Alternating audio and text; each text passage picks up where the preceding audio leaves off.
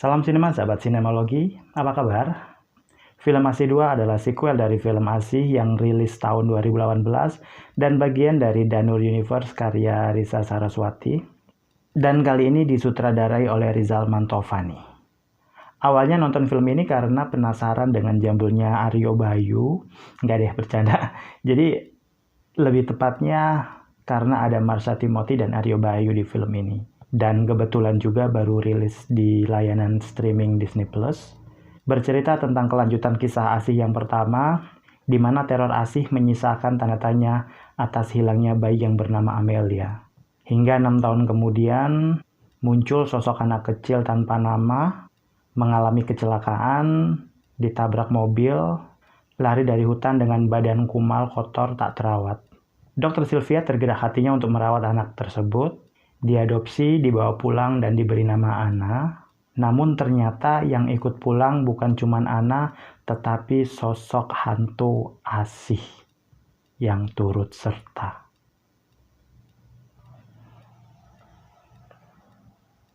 Dari ceritanya langsung mengingatkan saya pada film Hollywood tahun rilis 2013 yang berjudul Mama, di mana menceritakan ada balita yang diasuh dibesarkan sama sosok hantu. Jadi hampir mirip sih, ini ada kemiripan. Cuman bedanya di film Asih ini karakter Ana ini nggak terlalu diceritakan secara detail, tapi si Ana ini dibikin misterius. Justru kita seakan-akan harus fokus pada karakter Dr. Sylvia. Jadi nggak ada info sama sekali bagaimana si Ana ini, karakter Ana ini bisa bertahan hidup di dalam hutan sendirian. Jadi benar-benar mencerminkan bahwa karakter Ana ini benar-benar misteri. Apalagi karakternya banyak diem, tapi bukan berarti dia bisu ya. Dan sering tatapannya ini agak-agak creepy gitu. Jadi ya lumayan bisa ngebangun suasana horor sih. Sementara untuk kemunculan sosok Asih di sini ya kalau bisa dibilang lebih untuk kebutuhan cerita karena memang pertama judulnya emang juga Asih ya, jadi otomatis menceritakan tentang kisah Asih. Tapi di sisi lain juga ada kompleksitas bahwa kalau nggak diceritakan dari karakter Asihnya juga akan jadi lebih timpang sekali gitu loh. Dimana judulnya Asih tapi nggak ada background, nggak ada backstory-nya Asih gitu, jadi agak-agak lucu aja. Dan kemunculan sosok Asih di sini juga karena kebutuhan cerita, jadi memang bukan cuma sekedar pelengkap sebagai hantu-hantuan aja, enggak. Jadi memang dia punya bagian untuk cerita di Asih 2 ini. Untuk ceritanya sendiri, Asih 2 ini nggak terlalu istimewa juga, walaupun ada nuansa yang beda, karena beda-beda sutradara kali ya. Tapi sebenarnya itu tadi sisi positifnya ya, maksudnya jadi kayak ini lebih ada gambaran baru, ada atmosfer baru gitu dibanding si Asih yang pertama, film Asih yang pertama. Ini yang kedua cukup bikin ada style yang berbeda. Tapi tetap ya untuk Asih 2 ini masih menggunakan pola-pola formula horor lama dengan jump scare yang tahu sendiri, suara yang kencang memakakkan telinga yang bikin kita jadi termasuk juga dialog-dialog yang nggak ada bobot gitu loh, jadi kayak ya meaningless aja dia ngomong apa ya, sebenarnya bagus untuk actingnya tapi muatan apa yang dia ucapkan ini kayak apaan sih gitu, dan itu masih ada. Sebenarnya saya nggak tahu pasti nih ya alasan apa yang bikin Marsha Timothy mau ambil bagian di film Asih 2, cuman kalau semisal dia tujuannya untuk explore kemampuan acting dia sih ya nggak ada salahnya gitu kan. Ini kan katanya dia pertama kali dia main film horor, genre horor setelah sekian lama dia main di komedi atau di drama gitu. Dan kalau dia merasa bahwa sekarang dia mencoba keluar di zona nyaman, saya pikir dia berhasil sih untuk itu. Karena udah nggak diragukan lagi sih, ternyata ya dia nggak ada jeleknya sih di film ini. Terus by the way, sebenarnya ini jadi agak-agak kepo sih di luar ini ya. Ada yang tahu nggak sih untuk semua kru atau siapapun yang terlibat dalam proses pembuatan film ini gitu ya, film Asih 2 ini, itu apa sih alasan yang mendasar kenapa sosok karakter Razan ya kalau nggak salah yang diperankan Aryo Bayu ini harus ada rambutnya gitu? Kenapa bukan Aryo Bayu yang biasanya gitu? Apakah ini tujuannya untuk biar tampil beda atau faktor umur kah atau gimana, atau kemauan si Risa Saraswati atau gimana? Ini nimbul pertanyaan sih. Kalau ada yang tahu jawabannya tolong komen di bawah ya.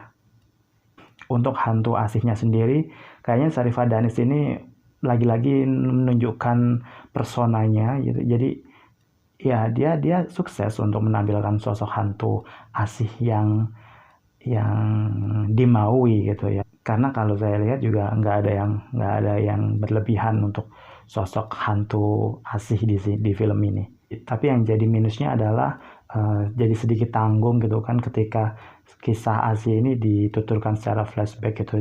Jadi kayak masih dikit aja gitu loh. Dan itu masih kurang ya untuk menggambarkan bagaimana si karakter hantu asih ini kok sampai dia sedendam itu gitu, semarah itu. Sebenarnya jadi kayak ada pertanyaan, sebenarnya dia ini marah, dia ingin balas dendam, atau dia ini pengen apa gitu loh. Sebenarnya di sini yang kurang kegali gitu. Kelemahan film horor Indonesia itu kan typically banget ya, maksudnya gampang diidentifikasi gitu loh, bahwa selalu ada hal kebetulan gitu kan. Jadi gampang banget itu kan ketika menemukan kebuntuan, ternyata ini adalah begini. Ketika ada kebuntuan dan butuh solusi, ternyata begini. Jadi kayak kurang greget gitu untuk membongkar sebuah konflik gitu yang seharusnya bisa bikin yang nonton ini gemes, tapi jatuhnya kayak ya gitu doang. Dan dengan gampang kecolongan yang memunculkan adegan yang tiba-tiba ada gitu kan, terus kemudian selanjutnya ya udah nggak dibahas atau nggak diterusin. Jadi kayak sebenarnya gantung enggak, cuman ya kayak buat apa gitu loh adegan tadi gitu kan, nggak ada apa namanya fungsinya gitu loh, buat apa gitu. Ini sering kali kecolongan kayak gini. Ini apakah memang iklan atau apa? Tapi ya memang enggak gitu loh. Tapi buat apa? Pertanyaannya kan itu. Makanya nggak heran kalau kita nonton film horor selalu menyisakan pertanyaan. Jadi itu fungsinya apa? Buat apa? Gitu. Jadi nalar kita ini main gitu loh. Logika berpikir kita ini jalan gitu loh. Ini film apa sih sebenarnya? Jadi nggak salah kan ya ketika penonton tiba-tiba stres setelah nonton film horor Indonesia. Saya nggak bilang semua film horor Indonesia ya, cuman sebagian, antara besar atau antara kecil. Penyakitnya selalu di situ. Yang jelas pokoknya salut buat acting semua pemain di film ini, semuanya dari Marcia Timothy, Aryo Bayu, Ruth Marini, terus dan yang lain juga gitu. Sharifah Danis, dan juga si anak ini yang berperan sebagai Ana ini juga jempol banget. Saya suka banget dengan penampilan actingnya. Terus ada lagi ya, maksudnya gini, entah kenapa, apakah ini memang ngikutin versi novelnya atau apa, jadi ada lagu Indung-Indung gitu dan entah lagu apa lagi itu yang kayaknya dipaksakan untuk jadi lagu horor gitu loh, jadi lagu apa sih, lagu pemanggil setan atau apa ya, nggak tahu ya.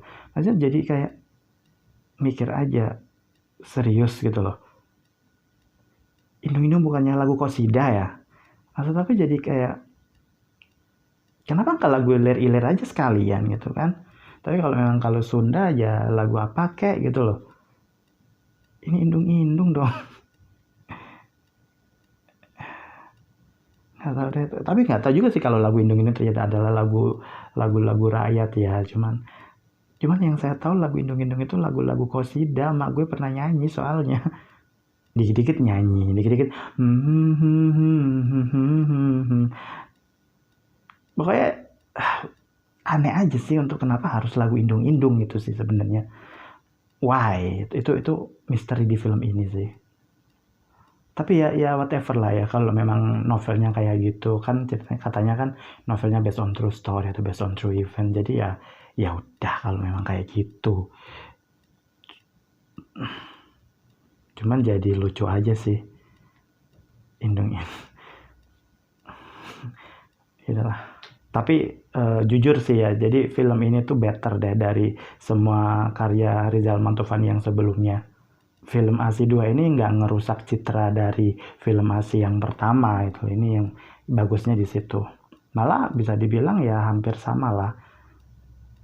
Lebih tinggi dikit. Kayaknya Rizal Mantovani ini udah terbangun dari koma yang sekian lama, sekian tahun dia tertidur gitu kan. Karena terakhir kali saya nonton film dia yang Rumah Kentang itu kayak serius itu Rizal Mantovani yang bikin. Overall, film Danur 2 masih layak buat ditonton dan nggak ada salahnya buat kalian semua nonton film film ASI 2. Segini aja video reaksi dari film ASI 2. Nonton filmnya. Jangan lupa like, comment, dan subscribe. Cek juga akun sosial media Sinemalogi. Salam sinema dan bye-bye.